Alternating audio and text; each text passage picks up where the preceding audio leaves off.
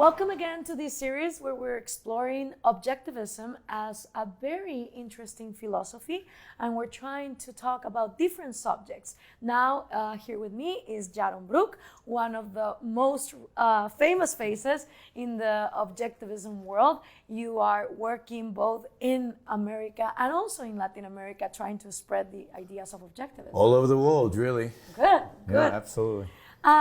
Well, Yaron, you know that I've been talking with some of the scholars of the Ayn Rand Institute about different subjects, and there is one thing that intrigues me about free will, and of course, you know, the new research on neuroscience and biology, and this debate on how free are we really, if we are, and also evolutionary psychology, because Ayn Rand always said, Objectivism is all about observing reality as it is, and instead of denying it, accept it and try to make your life in a very coherent way according to what reality shows you. Sure. So if reality and these new scientific findings are showing us, you know, something different, how can Objectivism apply these new findings or reject them? And I want to start with an exercise. Well, maybe I can say something generally about it, and then we'll get into some of the particulars. Absolutely. So scientific knowledge is important, and we have to be able to evaluate it and see whether our ideas hold up in the face of new knowledge. But this is the challenge, particularly in the world we live in today, which I think not only is corrupt in its politics, and we share our understanding of the corruption in politics, but it's also corrupt, I think, in its philosophy, and I think that affects a lot of the science. I think one has to be wary of definitive statements in the sciences today, particularly in young sciences, in new sciences. If you look at neurobiology, which is a fascinating field, and there's a lot of new information in new science there, it's not the science I'm worried about, it's the way they interpret it. Right. And the interpretation is more philosophy than it is actually science.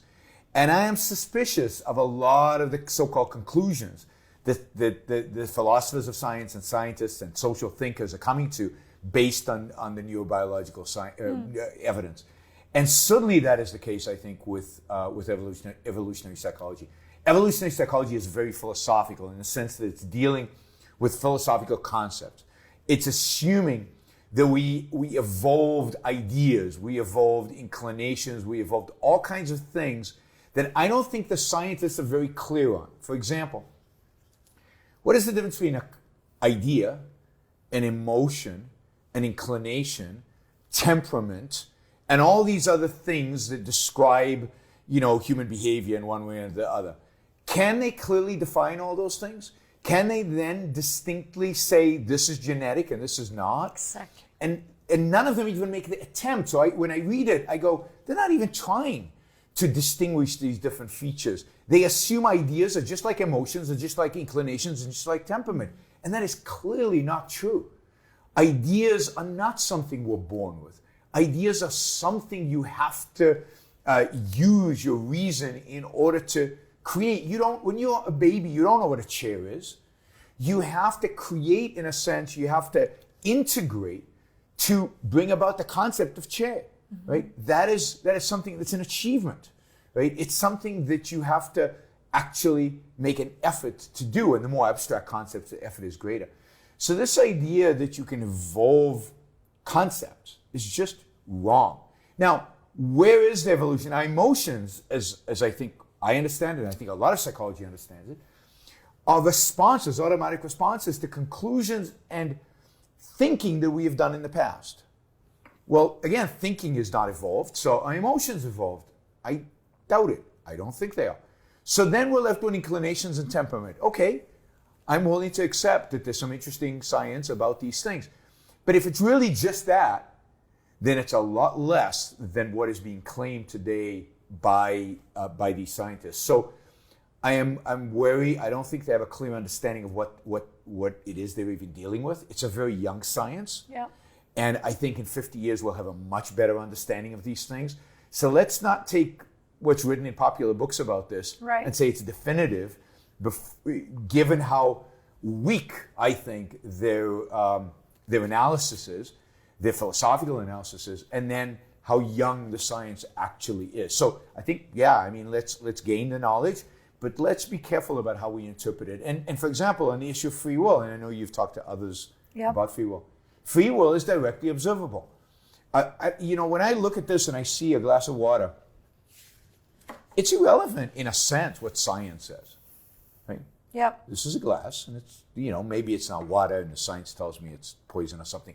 But my senses observe something. That is the reality. And the science explains it. The science can explain, it's made of molecules, and it has this shape because of the way it was formed. The same with free will. Free will is directly observable. Science cannot disprove that it exists. It can one day maybe explain it, but it cannot disprove it.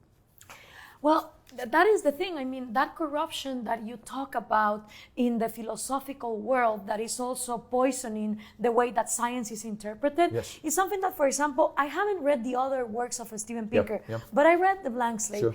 And he actually points this out. He says, in one spectrum, the left side of philosophy and politics does not want us to talk about biology, genetics, because for them this sounds like these will be justifications of racism, Nazism, sexism, attempting to the rights of minorities.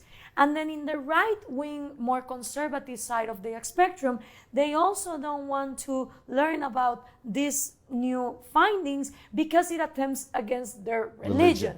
Right? So he does recognize the corruption that the philosophical world is going through. And he also, blames relativists. He said, in the scientific study of politically charged topics such as race, gender, violence, and social organization, appealing to facts or the truth in connection with these topics is just as ruse, the relatives say, because there is no truth in the sense of an objective yardstick independent of cultural and political presuppositions. And he does blame this. Like, when I read Pinker, for example, he condemns communism. He does... he makes a very interesting case of why the individual mind should be free. In some senses, you say, okay, the guy gets it. In others, and I know that in other books, he goes like, no, there's no free will. Well, I think in The Blank Slate, he gets to the no free will, and I know, based on other people who've read it, so I don't have direct experience with it. But yes, I mean, Steven Pinker is a contradiction.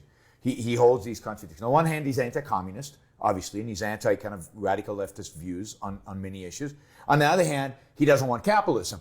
He wants kind of, we need to regulate capitalism, we need to control capitalism, so he's for a mixed economy. He's a centrist when it comes to politics. He wants many, many more regulations and controls than we would want. He wants redistribution of wealth. He believes redistribution of wealth is necessary and moral. He's very conventional when it comes to his morality. In many respects, it's kind of funny that he's very Christian in his morality in spite of being an atheist. He still holds the same kind of sacrificial, live for others type of moral code. And yet, he's very smart, and he gets a lot of things right. And you see among certain intellectuals of the center-left a certain understanding of the role of reason, the role of the mind, the role of individuals, the role of markets, but they're not willing to go all the way. And what really undercuts them, and this is tragic, him and Sam Harris and many others, is that they don't really believe in free will. They don't really believe that it's individuals making choices. And that kind of undercuts the whole argument, because if you don't believe in free will, why are we even having the conversation, right? Why are we trying to convince anybody? Why are we debating? And I don't think reason and rationality mean anything without free will. Reason is something you have to bring forth. You have to engage your mind with. So, because I haven't read the book, I don't want to, and he's obviously, Pinker's not here to defend himself, but it's a challenge among a lot of modern intellectuals. And I think that one of the biggest issues of the day is this issue of free will. It's interesting. Ankar Ghate did an interview with Dave Rubin on free will, and it's one of the best viewed videos we've ever made. And the reason is, I think this is an issue that young people are really struggling with, because there's so many modern intellectuals are saying, no, there's no free will because science can't explain it. Right. And yet, well, but if there's no free will, what's the point? And I know there's free will because I can see it when I introspect, that there's real angst, there's real confusion about these issues. And I think it's just, you know, it's the foundation of all knowledge, is that we have the capacity to engage our mind, to choose to think. But then something is going on, and it shouldn't be, and it should be pointed out, because, for example, you've read other books of Pinker. Sure. I've only read The Blank Slate. He starts saying this is not going to be one of those books that says that everything is genetic, because it isn't. The environment is just as important as the genes. The things children experience while they're growing up are just as important as the things that they're born with. Yeah, but they see that's the cop-out, right? That's terrible. Why is that terrible? So there are two theories in psychology. You're determined by your genes. Yeah. Or you're determined by your environment. Yeah. And the real radicals, like Steven Pinker, say you're determined by both. By both, yeah. But you're still determined.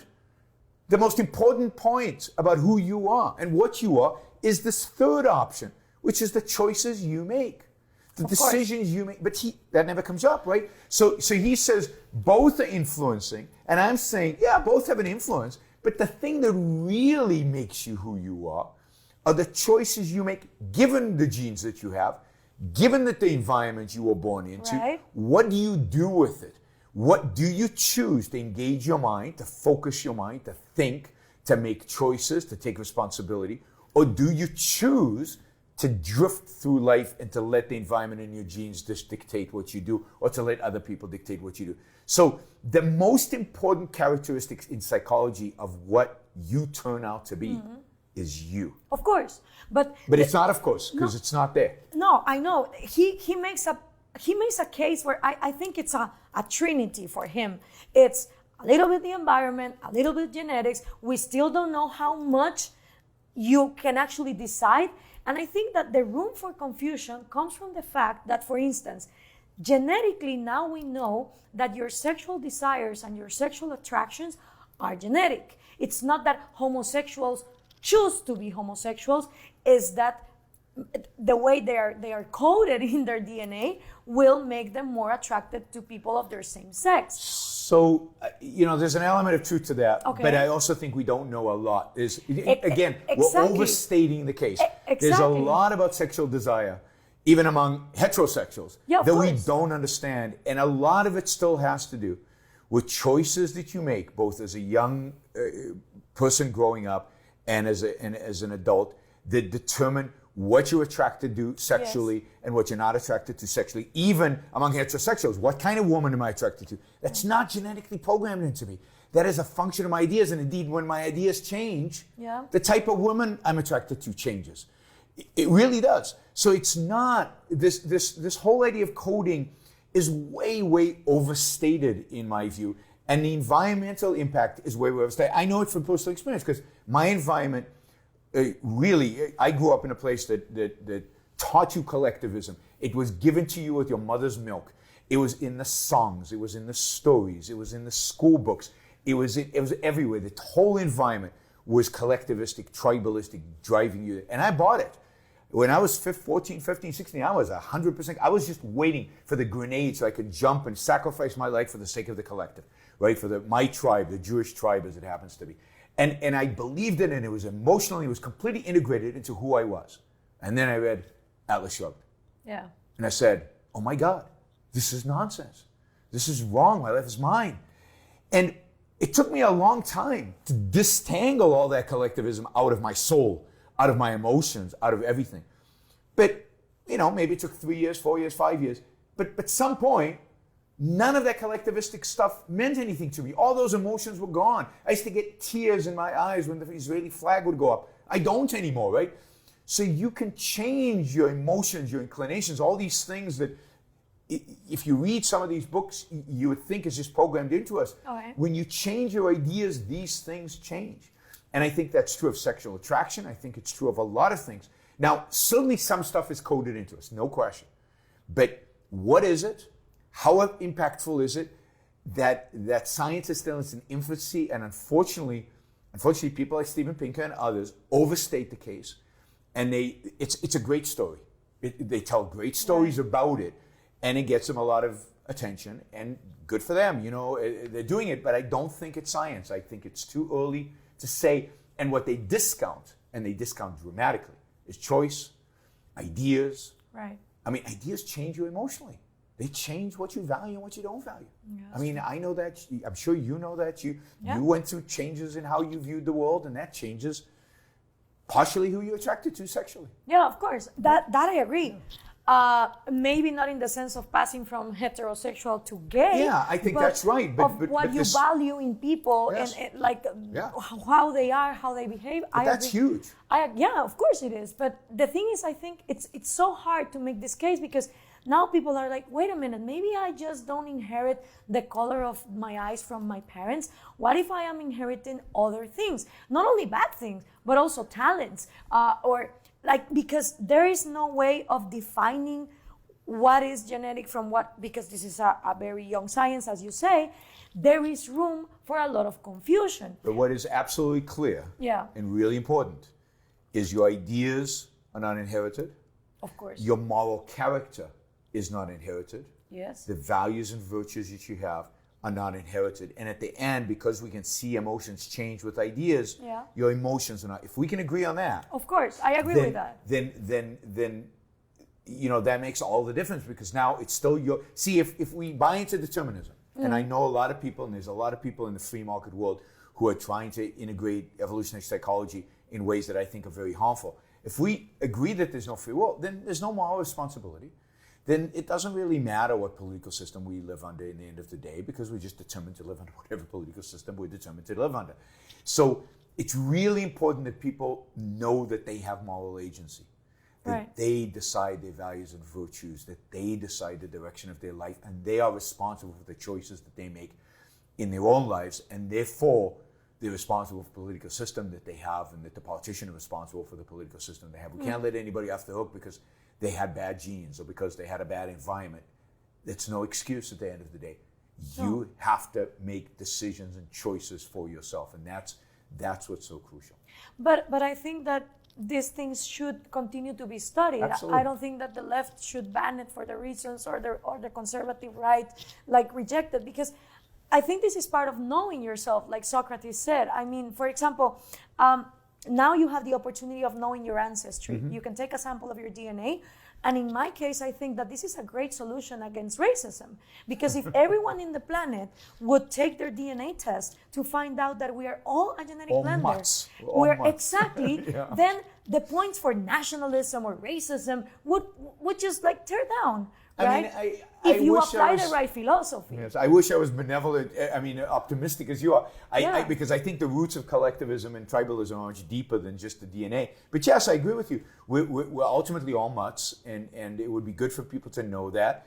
And it'd be good for them to get that. But I think that they then find a different tribe. They identify based on another thing, because that urge to be tribal is ideological, it's intellectual, it's ideas again.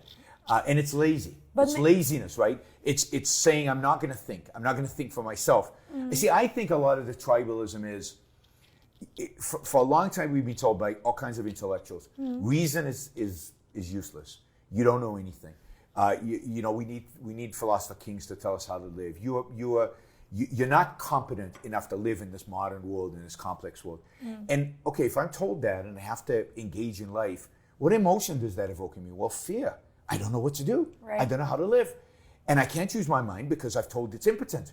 So what do? Well, fear, if I'm fearful, then I'm looking for other people I can get together with, and maybe they know what to do, and maybe they have a philosopher king who can tell us all what to do. Right. Tribalism is really the consequence of people believing that their own independent thinking as individual human being is impotent.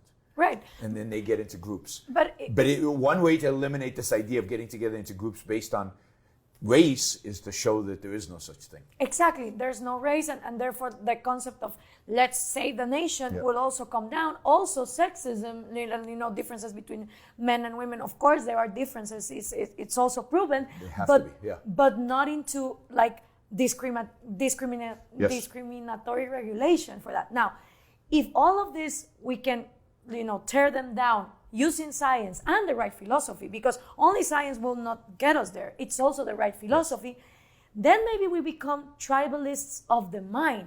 We become elitists trying to find people that think like us, which is what John Galt kind of did, right? Sure. He was like looking for people that were, it didn't matter their race or their sexual preferences. He was looking for people that were like-minded. Independent thinkers that thought and were seeking the truth.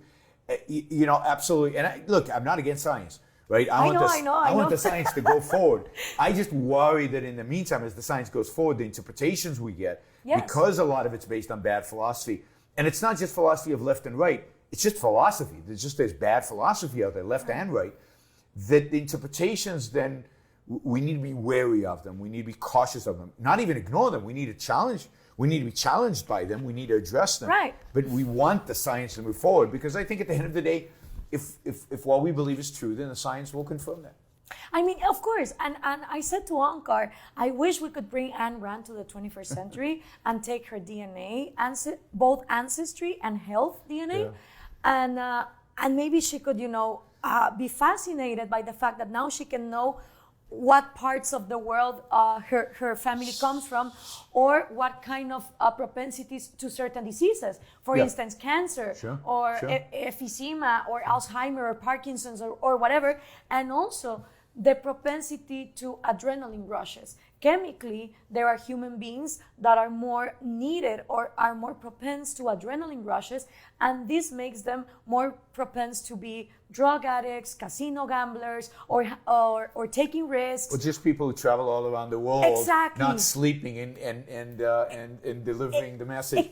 Yes, no, absolutely. Yes. I mean, that has to do with a certain inclination and temperament, right? And those clearly have a biological emphasis. But even then, we don't know how much of that is pure DNA and how much of that is things that happen to you in your childhood and that the body is responding to. Of course. So all of that is fascinating. But let me just say something about the 23andMe kind of genetic thing, which I think is fascinating. I did it primarily for the health stuff. I found the heritage stuff funny and curious and entertaining and stuff.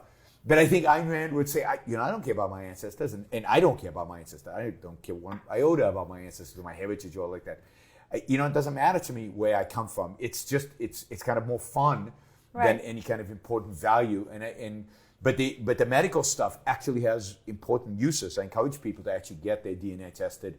The medical stuff, you can change your behavior given that you are sensitive to certain diseases or inclined to have certain physiological problems. This is why I think that Objectivism has a lot to give to the world, and join this so recent science that is neuroscience and evolutionary psychology. Like, do not abandon the battle of having, having an opinion on these books, because if we leave it to socialism, then maybe we're going to have, new collectivistic measures about this. And if we leave it to the conservatives, it's going to be just denial about these things.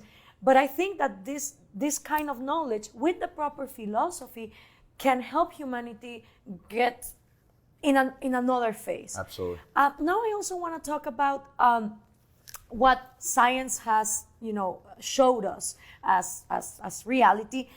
And I want to go to another one of your favorites, Yuval Harari. Yeah. Also, the only book I read about him is *Sapiens*, which I think is fascinating in the historical explanation on how Homo sapiens came to be the predominant of all the species of humanity, right?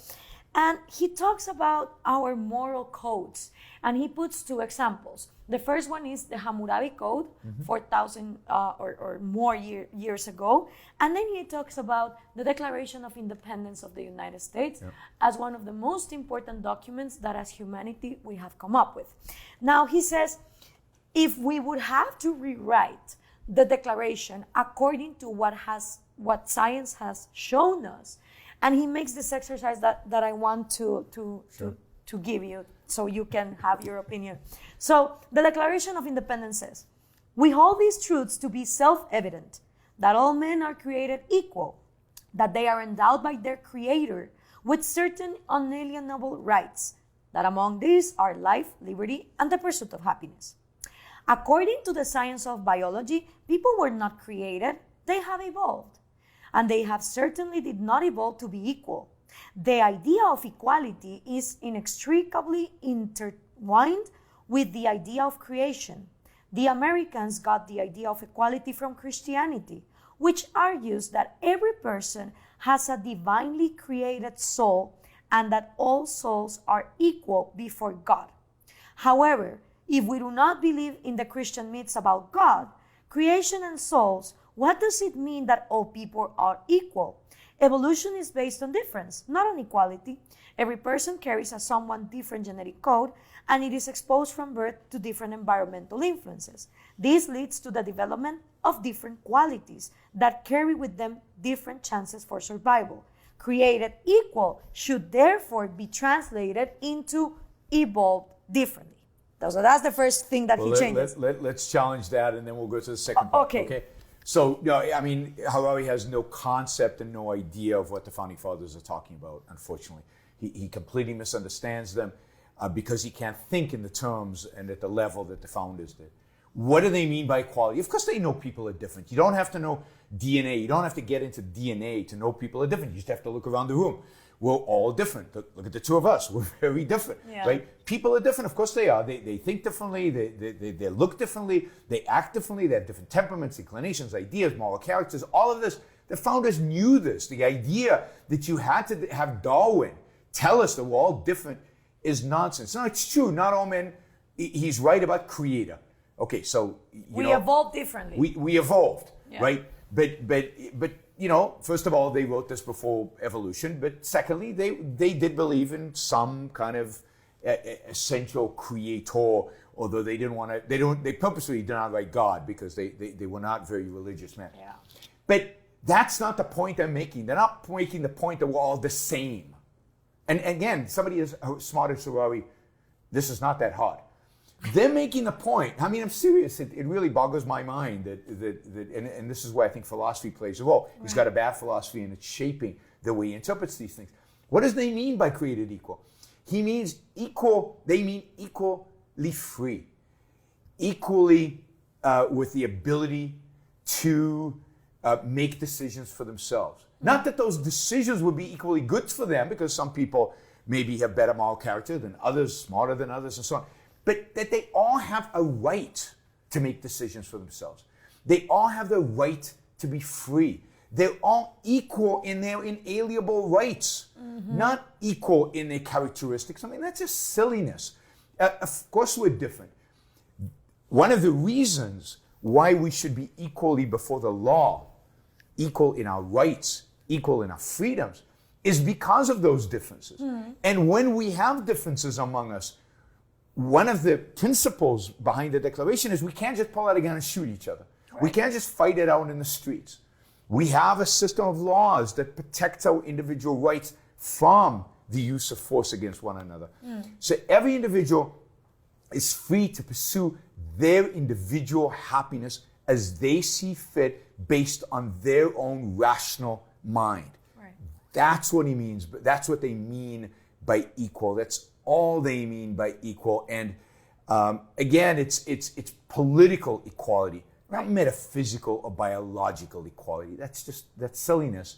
And yeah, I mean, I wish they'd written evolved, and I wish they'd said that this equality is and the rights are a requirement of human survival. When we finish the exercise, we're gonna make the phrase according to what Objectivism would write it. But I have to say, the Founding Fathers were pretty damn good. I know they were. Come on, and we're not trying to apply 21st century logic to 1776 because that would be impossible. But what I want But I think what equality means is really, really important, because the left, as you know, uses equality in Harari's concept. Yes. We all have to be the same. We all have to have the same outcome or the same opportunities or some sameness. Right. That is impossible. And the Founders are against that. Because why are they against that? Because they know that the only way to make us equal is to take from some and give to others. Yep.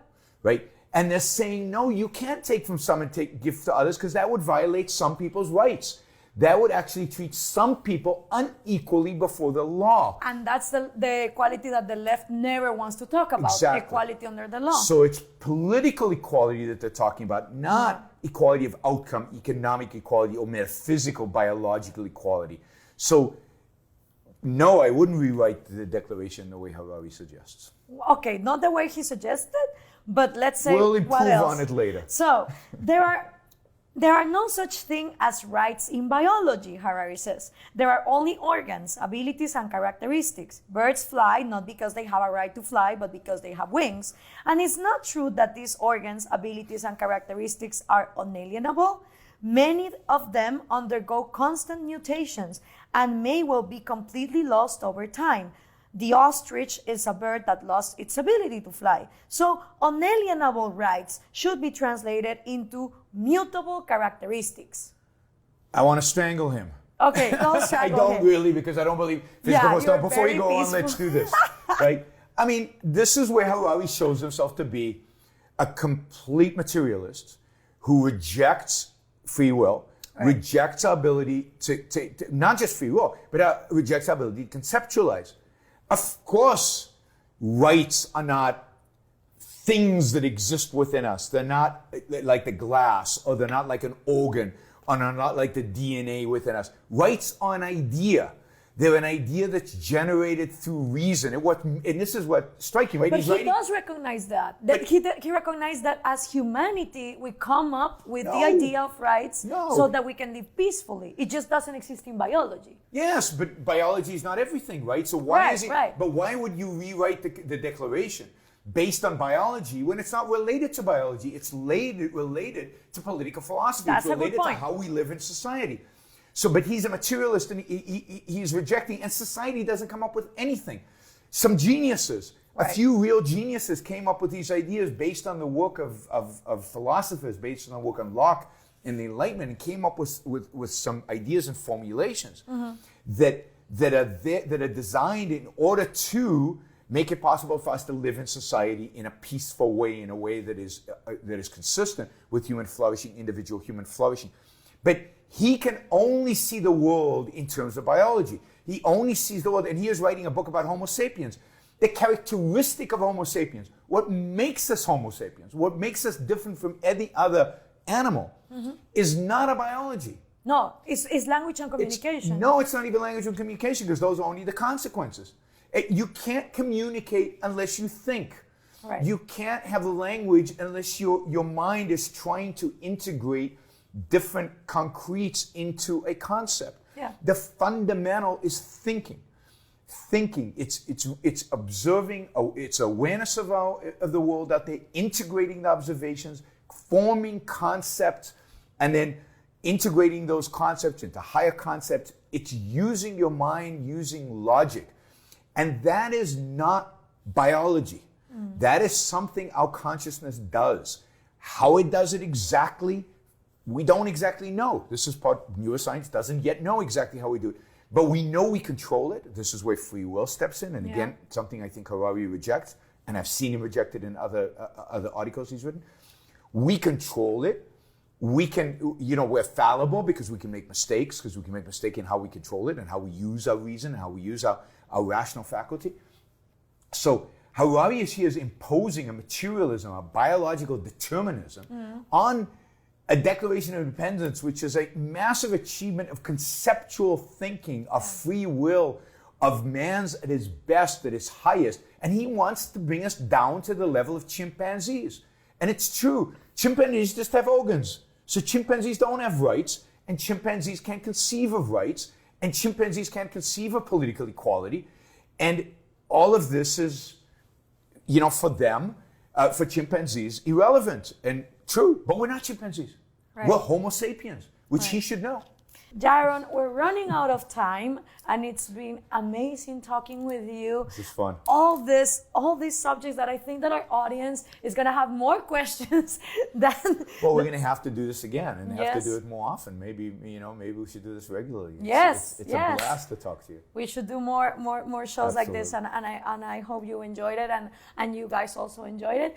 And at the end, I think that there's also something that Harari says at the end, and he says, well, humanity has to come up with all this technology and all this wealth. What do we want to want? This is one of his last sentences in one chapter. And I agree with that. What do we want to want? Where are we going to go from here as humanity when we have all this material wealth? We're living so many years. But if we don't have the right philosophy, what's the purpose of it all, right? In many respects, it's in the Declaration of Independence. This is why it's such a wonderful document. What we want is to be happy. What we want is the opportunity, the freedom to be happy. Right. There is nothing beyond that. There is nothing that we want more than having a meaningful life, a fulfilling life, a flourishing life, the best life that you as an individual can want. And it's not what humanity wants, it's what you want and what I want and what individual wants. And there's nothing beyond happiness. There's no greater good. There's no God out there that we have to sacrifice to. Right. There's no race that we have to promote. There's no happiness. Right. You have one shot at living on this earth. No. You have one attempt at this. It's individual happiness and choosing the right values and choosing the right philosophy to make that happiness a reality in your life. Now, if someone could look from a giant telescope all of planet Earth and the 7 billion people of us like we're little ants, it is undeniable that it's always the minority. The minority of us is striving for freedom, looking for reasonable answers, stepping away from dogmas. It looks like in the great scale, the majority of us, and there was a Spanish philosopher, José Ortega y Gasset, he talked about el hombre masa, the common man that it's with the masses versus the unique man that even Ayn Rand points out in her novels as an exception. So is it that all humanity strives for happiness and freedom, or is it also something biologically in our species that only the few of us will strive for that? So I don't think it's biological, and this is where free will is so important. Right. I think it's a choice you make. It's a choice you make probably when you're quite young. Mm-hmm. It's a choice you make. Am I going to engage with this world? Am I going to focus on reality? Am I going to use my mind, or am I going to drift? And unfortunately, in the world in which we live, a lot of people choose to drift. A lot of people choose to follow. A lot of people choose not to think for themselves. And it's always been like that. It's always been like that. And I don't know, as we move into the future, if that percentage changes. I think it does. Yeah. Because there are a lot of cases where when we're young and we're thinking for ourselves, our parents shut us down, our teachers shut us down, the system shut us down, the government shuts us down. And so I think there's certainly external motivations that can increase the amount of independent thinking. So I don't know what the percentage is at the end of the day. But this is also why what we do is so important. If it's true that a certain percentage of the population are followers, then who do they follow? They follow the intellectuals. They follow the people who speak up. They follow the people who have ideas and have philosophers. The fact is that in places like Latin America, almost all those people are real lefties. Are real leftists, the intellectuals, the professors, the leaders, the people who trying to move society forward. And if they're not, then they're religious conservatives, right? Mm-hmm. And that's all the options that they have. And part of all those ideologies discourage people from thinking for themselves. Yeah. And I worry that Harari and Pinker, to some extent, discourage people from thinking for themselves because they're told they don't have free will. What we are doing is we're trying to find those gems, the people who are willing to think, are willing to be independent thinkers. And what we need to do is grow us. We need more intellectuals, more philosophers, more teachers, more professors. We need to replace the intellectual elite, because at the end of the day, the intellectual elite determines the world. It determines the future. And as long as that's dominated by the left and religion, we're done. Yeah. We have to kick them out. We have to replace them completely and replace them with rational people advocating for good ideas, for individual freedom, advocating for the Declaration of Independence, what the Declaration of Independence really means: political freedom, individual rights, the pursuit of happiness. So egoism, all using the mind, all using our faculty of reason. Thank you very much, We're Yaron. going to change the world. Little by little, one mind at a time. Yes. Thank you for tuning in. And remember, we're doing a series exploring Objectivism as this amazing philosophy that can also have a lot of answers for the questions that you have in your life. So stay tuned.